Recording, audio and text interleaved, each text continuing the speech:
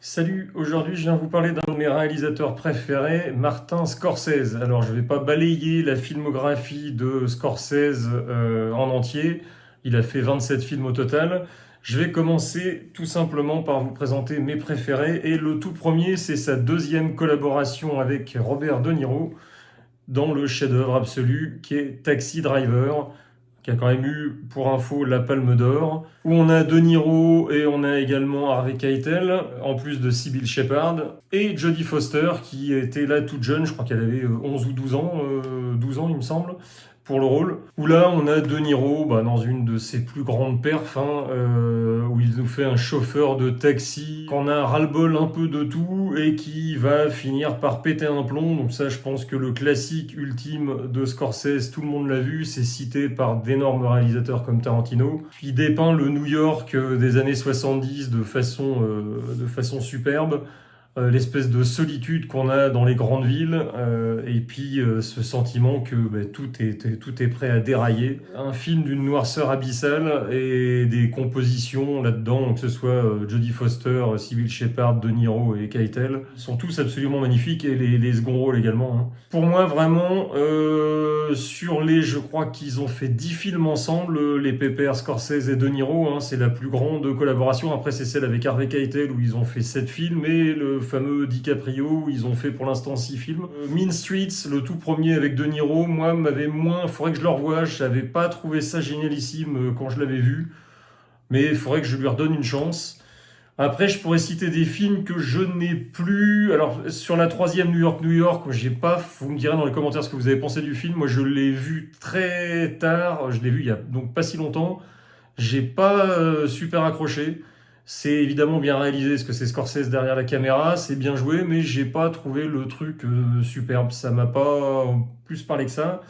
Par contre, évidemment, Raging Bull. Alors, je l'ai plus. Faudrait que je le rachète en Blu-ray. Je l'avais en DVD que j'ai revendu. Raging Bull, encore une fois, une perf magistrale de Niro, cette fois dans une histoire vraie, l'histoire de Jake LaMotta, un boxeur, avec le génialissime Joe Pesci, qui faisait sa première participation avec Scorsese, qui a dû faire au moins 4 films avec lui d'ailleurs, et donc le couple De Niro-Pesci qu'on va retrouver plusieurs fois, et je vais vous en remontrer d'autres des films, mais voilà, donc dans ceux que je n'ai pas mais que vous devez regarder si vous êtes jeune cinéphile, Raging Bull, c'est évidemment une des plus grandes compositions de Niro. Pas ma préférée, mais une des plus saluées en tout cas, et de toute façon une absolument géniale. Ensuite, il a fait un autre film que je n'ai plus, je l'avais aussi en DVD, c'est La Valse des Pantins. Alors ça, c'est pareil, c'est avec De Niro dans un rôle complètement frappé, et Jerry Lewis, et je ne me souviens plus de l'actrice qui joue avec les deux, qui était complètement frappadingue également. Alors ça aussi, c'est à voir, c'est un Scorsese qui détonne, comme celui que je vais vous montrer là, After Hours. Donc c'est du petit Scorsese, le La Valse des Pantins, mais si vous l'avez pas vu, c'est à voir. C'est un peu, les rôles sont inversés. De Niro fait une espèce de mec qui veut devenir comique et qui va prendre en otage une des grandes stars jouée par Jerry Lewis. Et Jerry Lewis, là-dedans, qu'on connaît comme un comique complètement cinglé, là, fait un rôle vraiment très sérieux. C'était à contre-emploi pour les deux, et franchement, c'est vraiment génialissime. Donc ça, La Valse des Pantins, c'est pareil, je ne l'ai pas, je peux pas vous présenter le film en DVD ou Blu-ray, mais c'est à voir si vous ne l'avez pas vu. Après, il y a ce que Scorsese considère comme un tout petit film, After Hours, mais qui est pourtant absolument génialissime, avec donc Rosanna Arquette et Griffin Dunne, le personnage principal. Donc un espèce de jeune cadre qui va se prendre une nuit absolument cauchemardesque et passer de situation invraisemblable après situation complètement frappadingue. C'est une comédie, mais une comédie complètement frappée, très bizarre, super bien shooté encore une fois dans un New York qui fait peur.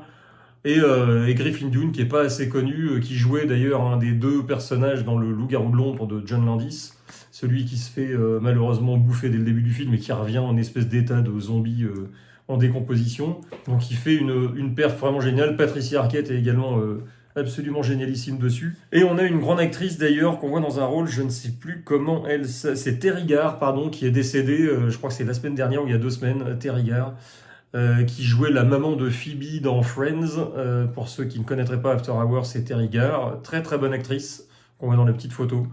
Donc voilà, un Scorsese vraiment à regarder si vous aimez le maître du cinéma américain. Ensuite, je regarde un peu sa filmo. Il y avait La couleur de l'argent qui était sympa. La dernière tentation du Christ, je l'ai vu. Bon, c'était pas trop mon truc. New York Story, ça c'était un film co-réalisé avec Coppola, Woody Allen. Celui-là, je l'ai pas vu. Donc c'est un film à sketch, enfin ou des films séparés. Et ensuite, pour moi, tout simplement son meilleur film, chef-d'œuvre absolu. Alors pour moi, il a fait 3 gros chefs-d'œuvre, Scorsese, voire même 4 avec Taxi Driver. Mais Les Affranchis. Pareil, on retrouve Joe Pesci et De Niro, Ray Liotta, malheureusement décédé également depuis.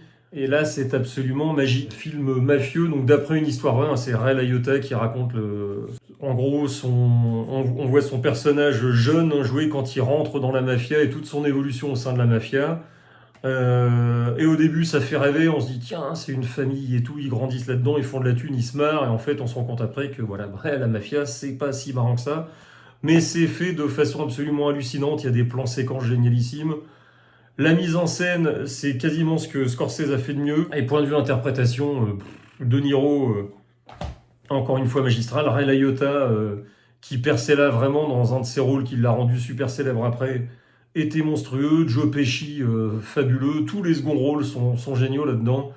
Ça doit durer 2h20 ou 2h30. Il n'y a pas une minute ou une seconde à enlever. Tout est absolument génial. Donc, je pense que vous l'avez vu, mais pour encore une fois, les jeunes cinéphiles qui regarderaient cette vidéo, c'est à voir absolument. Pour moi, le meilleur film sur la mafia, alors Le Parrain de Coppola était absolument génial, mais pour moi, celui-là, j'ai découvert celui-là avant Le Parrain, et du coup, enfin, mon chouchou, c'est celui-là. Je sais qu'il y en a plein qui vont bondir en disant Le Parrain, c'est le film ultime sur la mafia. Personnellement, je sais pas, je suis pas de la bonne génération, j'aurais été d'une génération avant, peut-être que Le Parrain serait resté mon film préféré, mais non, moi, Les Affranchis, j'ai découvert ça quand j'étais ado, absolument génialissime. Ensuite, le film qui m'a donné envie de ne voir que de la VO, parce que la VF, c'est tout simplement une abomination, donc si vous regardez les films en VF, amusez-vous à regarder Les Nerfs à vif en VF, et ensuite vous le regardez en vrai VO, et vous allez voir la vraie différence, et ce que font les acteurs avec leur voix et à quel point le jeu de l'acteur passe également par la voix. Donc moi, c'est le film que j'ai découvert à sa sortie au cinéma, donc je devais avoir 15 ou 16 ans. Mon frère, qui était fan de VO, m'a emmené voir ça sur les Champs-Élysées. Je pensais que le film était en VF, quand j'ai su que c'était en VO, je l'ai engueulé. Et je suis ressorti de là totalement séduit.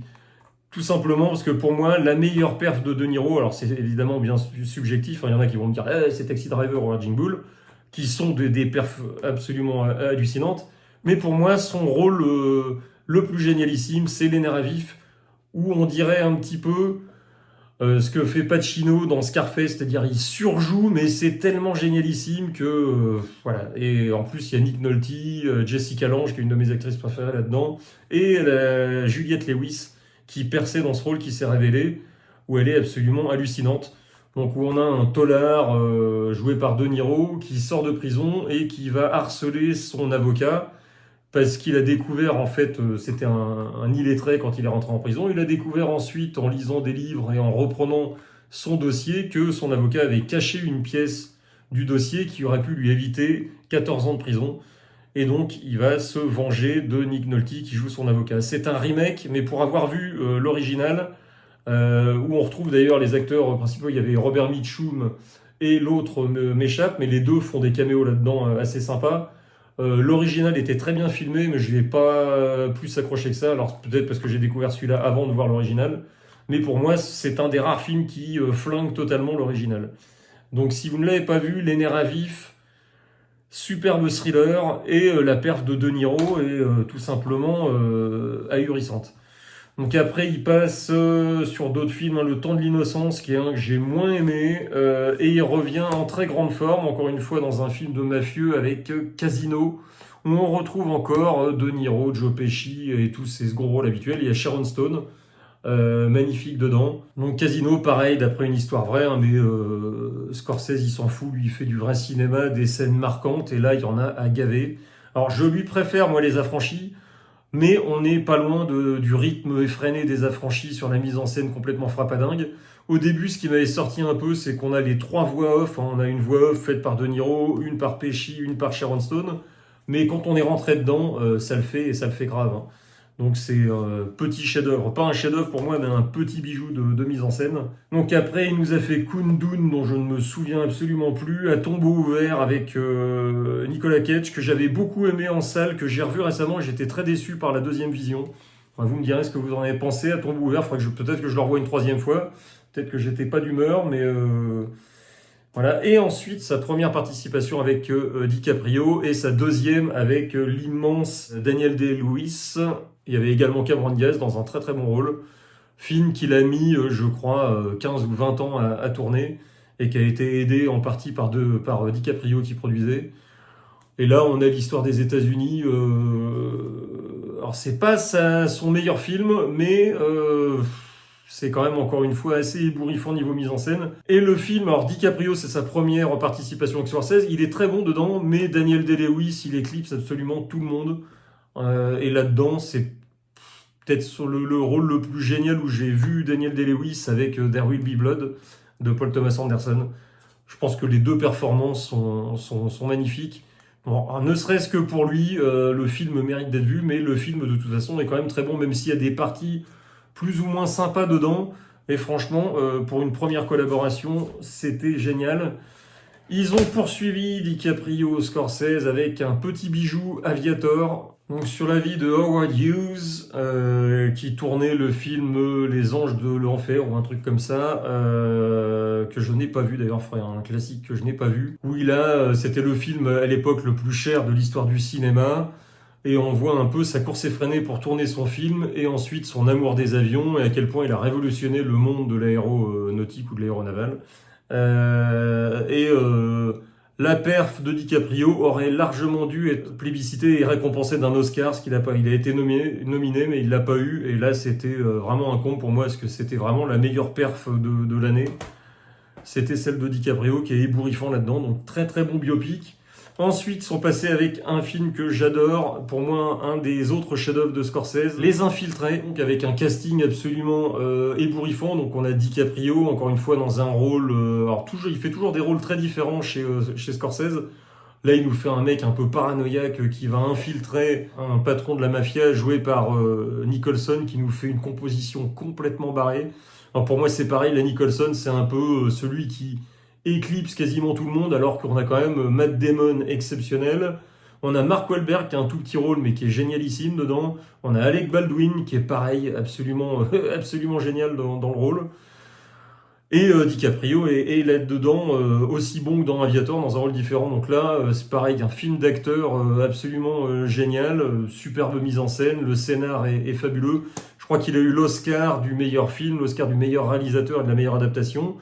Et c'est d'après, mais Scorsese s'en foutait complètement, c'est vaguement influencé par une trilogie de films qui étaient japonais ou coréens, je ne sais plus, que je n'ai pas vu. Donc je ne pourrais pas vous dire si celui-là est meilleur que les pseudo-originaux, parce que comme il a dit, il a repris le point de départ, il en a fait complètement autre chose. Ça ne m'intéressait pas de faire un remake. Mais film absolument génial. Ensuite, ils continuent leur collaboration DiCaprio-Scorsese avec Shutter Island. Magnifique visuellement, j'avais vraiment bien aimé, et sur les autres visions, une fois que le poteau rose est dévoilé, et puis on le devine assez tôt d'ailleurs dans le métrage, le poteau rose, c'est un film sympa, c'est un film que je pourrais revoir, mais c'est pas parmi la collaboration qu'ils ont fait qui m'est resté. Vous me direz ce que vous pensez du film, vous, mais voilà, Shutter Island, encore une fois, c'est magnifiquement fait, hein. Visuellement, c'est un des plus beaux de Scorsese, la photo est absolument géniale. Les acteurs sont tous très bons. Il y a Mark Ruffalo aussi qui est dans un rôle assez important dedans. Et le sujet est quand même...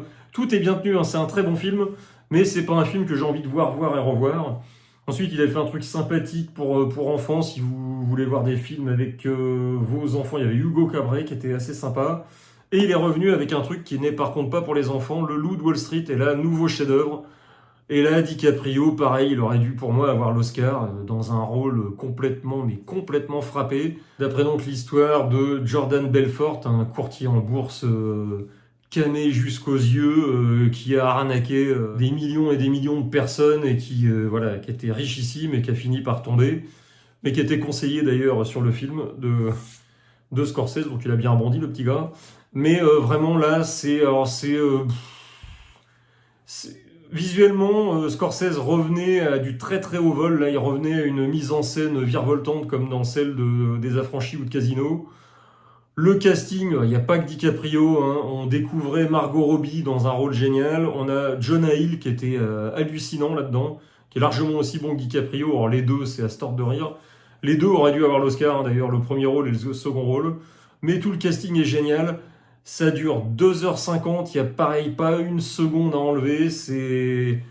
Mais alors, faut aimer les films vulgaires où il y a des femmes à poil, des hommes à poil, ça nique, ça se drogue, ça baisse dans tous les coins. C'est complètement frappé. C'est sous une version sous cocaïne des Affranchis. Je sais pas. C'est pour moi le dernier grand chef-d'œuvre de Scorsese, qui nous a ensuite fait Silence, qui était sympa, The Irishman. J'ai bien aimé, sauf que bon, les visages rajeunis, vieillis et tout ça, c'était pas forcément au top. En tout cas, pour De Niro, ça passait pas très bien. Et le film était un peu long. C'est le problème des Scorsese sur la fin. Les films, alors pas du Loup de Wall Street, où il n'y a pas une seconde à enlever, mais Irishman, j'aurais bien enlevé au moins 15-20 minutes. Et le dernier, pareil, Killers of the Flower Moon, qui est absolument génial. L'histoire est fabuleuse. Je l'ai vu au cinéma. C'est un régal. Je ne l'ai pas encore acheté. Il faudra que je prenne le Blu-ray un jour. Mais si vous l'avez pas vu, jetez-vous dessus, où il y avait pour la première fois la collaboration de Niro et DiCaprio. Donc l'un dans son 6e film avec Scorsese, l'autre dans son 10e. Et c'est une histoire sur les Indiens et à quel point les Américains les ont arnaqués, flingués et tout. C'était absolument ébriefant, j'étais pas du tout au courant de cette histoire. C'est un petit bijou. Là pareil, le film aurait mérité peut-être d'enlever 10-15 minutes, même s'il n'y a pas de scène qui ennuie ou autre. Le rythme aurait pu être un peu allégé, ça c'est le tort que je donnerais à Scorsese sur au moins ses 2-3 derniers films. Mais ça reste un film à voir, donc si vous n'avez pas vu, jetez-vous dessus.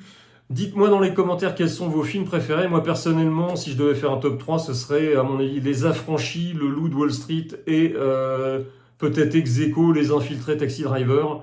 C'est vraiment ces quatre bijoux absolus. Mais il y en a encore plein. Je vous parlais d'After Hours. Les Nerfs à vif est très sous-estimé. Pour moi, Les Nerfs à vif, moi, c'est un petit Scorsese au niveau de la mise en scène, mais c'est un très, très, très, très bon thriller. Et ça vaut. Alors déjà, le visuel est absolument hallucinant. C'est comme Shutter Island, c'est un de ses plus beaux visuellement. La photo est magnifique. Mais l'interprétation des acteurs et celle de Niro est juste absolument hallucinante. Donc voilà, dites-moi quels sont vos films préférés de Scorsese, vous ne l'aimez pas, on discute comme d'habitude. Un petit like, abonnez-vous si vous n'êtes pas abonné, on se retrouve pour un prochain portrait ou les meilleurs films de réalisateurs. À bientôt.